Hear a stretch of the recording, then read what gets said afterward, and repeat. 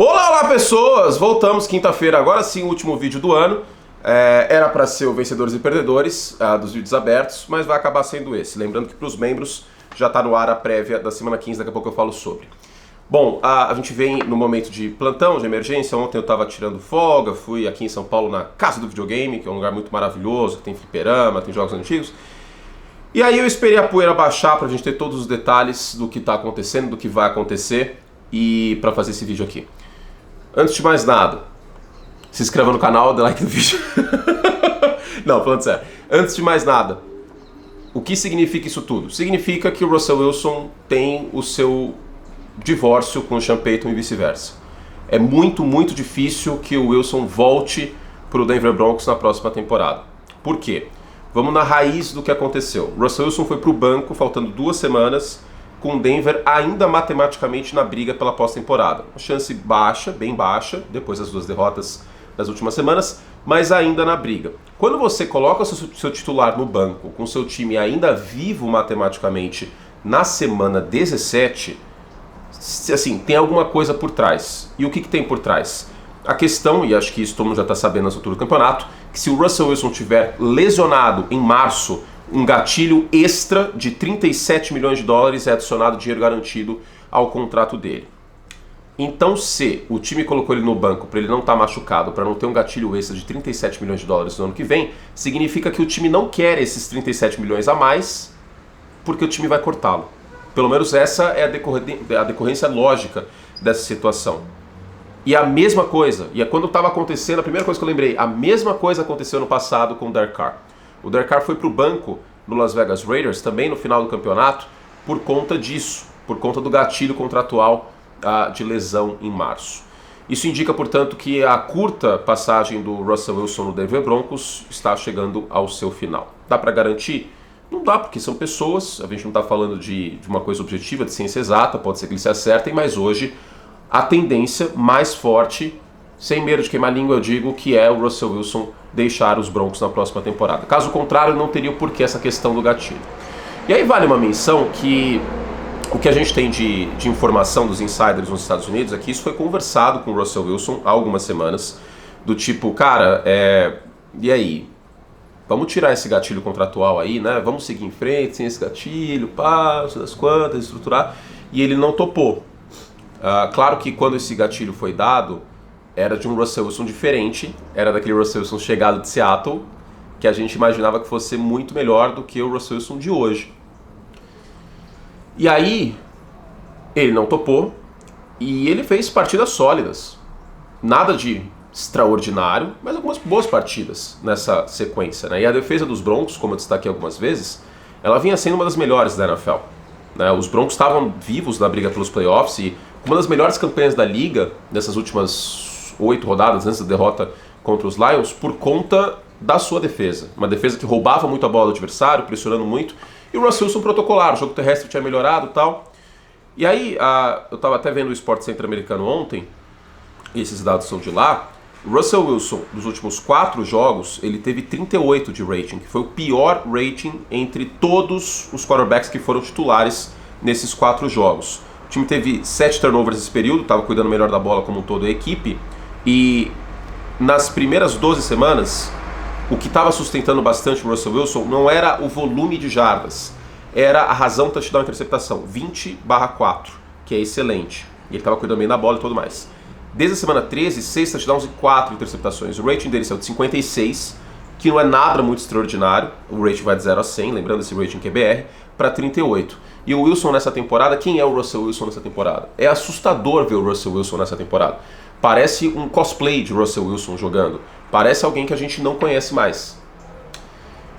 Antes dessa temporada, e a gente tá tendo uma temporada muito imprevisível, né? Assim, tá muito insana essa temporada da NFL. A gente fala uma coisa, acontece outra, a gente não acredita em algo, esse algo acontece. Tem uma outra coisa que, de fato, acaba se materializando, né? Enfim, mas tá uma coisa louca, né?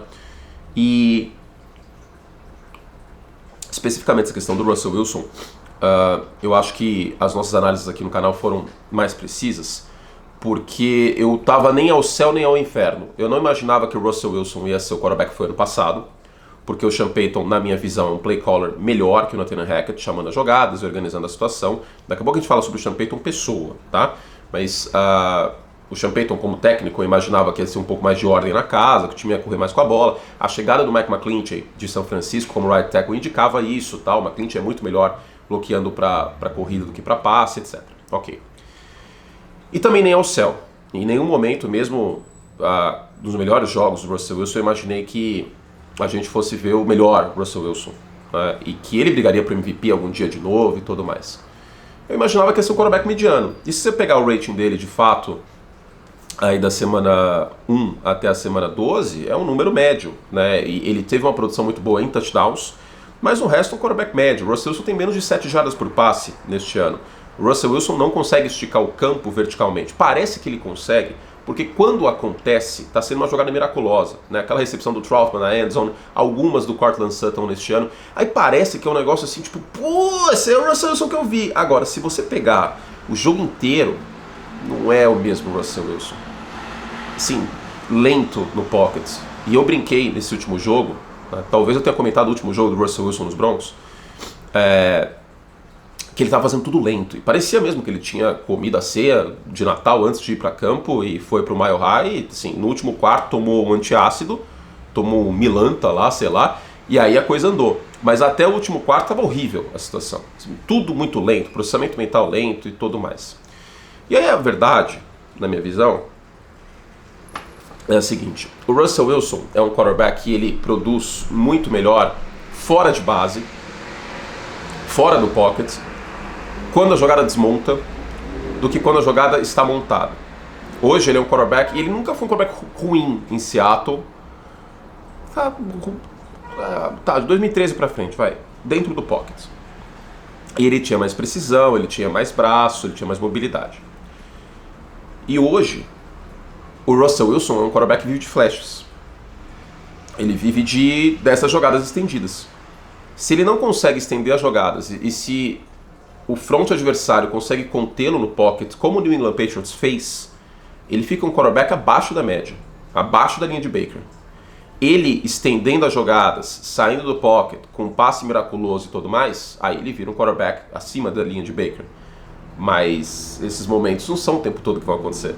Vai ter uma ou duas recepções, 2 passes maravilhosos do Russell Wilson no jogo. E no resto da partida ele vai jogar mal. Acho que essa é a perspectiva em relação a ele. E aí, junto disso, vem toda a bagagem do extracampo, que o Russell Wilson, todo mundo a essa altura do campeonato já sabe, é uma personalidade um pouco difícil de lidar. Ano passado, com aquele positivismo tóxico, não o positivismo do Augusto Conte, da nossa bandeira, ordem e progresso, não, positivismo de positividade, né? Eu falei positivismo, eu fui burro, perdão, positividade. Positividade tóxica. O que é a positividade tóxica? É aquele meme do cachorrinho com tudo pegando fogo e o cachorrinho falando, it's fine. Demorou até o Russell Wilson mostrar um pouco vulnerabilidade que era necessária. Mostrar que ele era humano e que, tamo mal. Não, era o Broncos Country Let's Ride, parecendo que ele era um robô. E essa artificialidade em meio a essa positividade tóxica foi ruim para Denver ano passado. Esse ano eu não vi tanto isso, até agora, né? Porque ele já meteu é isso aí, vambora, vamos pra frente, vamos em frente e tal. Mas enfim. Em meio a tudo isso, o Sean Payton já chegou com o pé na porta em relação ao quarterback Russell Wilson fora de campo. E aí o quarterback Russell Wilson dentro de campo não produz nas últimas semanas em meio a Denver brigando por pós-temporada. Claro, a defesa dos Broncos não foi bem contra os Lions e teve problema com o time de especialistas até nesse último jogo. Mas fato é que o Russell Wilson, nas últimas semanas, com o time na briga pela pós-temporada, com uma das melhores defesas da NFL no período, o Russell Wilson jogou abaixo da média. E aí, o Sean Payton virou e falou assim, já que você gosta de jargões, Russell, vamos em frente. E é o que Denver deve fazer. Quais são as implicações disso para o contrato? Seguinte, o Wilson tem 85 milhões de dólares de dinheiro preso, caso ele seja cortado no ano que vem. Daria 37 a mais, ou seja, passaria de 100 se ele tivesse machucado, por isso ele foi para o banco. Agora, se cortar ele pós 1º de junho, com designação pós 1º de junho, 44 milhões no ano, 44 no outro. É pesado, mas Denver pode seguir em frente. Enquanto isso, ver o que tem no Jarrett Stidham não deve ser grande coisa, embora os quarterbacks reservas, quando estão entrando, num primeiro momento eles estão mostrando serviço essa temporada, né? Vai saber o que vai acontecer nesses próximos 2 jogos. Mas fato é que a situação é muito parecida com o Derek Carr. E a situação também é parecida com o Derek Carr na medida que Russell Wilson vai ter um novo time, muito provavelmente na próxima temporada. Agora, o time que lhe tiver, o time que herdar o Russell Wilson, precisa saber que ele não é o Russell Wilson de Seattle, porque isso está escancarado, a gente tem bastante espaço amostral nessas últimas 2 temporadas. O Russell Wilson vai precisar de um jogo terrestre muito forte, o Russell Wilson vai precisar de uma linha ofensiva muito boa, porque ele tem como problema há bastante tempo segurar bastante a bola, tá? O Russell Wilson, isso eu falo há algum tempo, é um quarterback que segura muito a bola, e vai precisar de um recebedor à la Tyler Lockett que consiga ter sintonia com ele e improvisar depois que a jogada desmonta, 2, 3 segundos depois da jogada, porque é nisso que ele vai ser um bom quarterback. Em todo o resto, ele não vai ser o mesmo quarterback. A impressão que passa é que ele está jogando de calça jeans molhada, porque ele não tem mais a mesma mobilidade. Tá bom? É isso então. E não será o melhor quarterback na free agency, porque tem o Kirk Cousins. Fizemos o que podíamos. Agora sim, feliz ano novo para todos vocês. Eu fiz esse vídeo porque é um tema muito importante, de uma figura muito conhecida. Então, para a gente fechar o ano. E para os membros Like Plus, a gente tem aí a prévia da semana 17, tá bom? Então a prévia já está no ar, eu espero você para esse vídeo. Se você ainda não é membro, aproveita a oportunidade, vem com a gente, aí você já fica membro durante janeiro, durante a pós-temporada, que vai ter um monte de conteúdo. Agora eu vou voltar com o meu descanso aqui. Ontem eu comprei meu Madden 10, que eu vou jogar agora, com o Larry Fitzgerald, tá aqui na capa o Troy Polamalu. Larry Fitzgerald, que é tema do momento histórico da prévia dessa semana, inclusive. Beijo carinhoso! Eu tinha o Madden 10, mas estava arriscado, porque não estava funcionando mais. Eu tenho a coleção completa. Essa aí eu tenho orgulho. Tchau, beijo pra vocês, feliz ano novo pra vocês e suas famílias. E pra você, gato trouxa!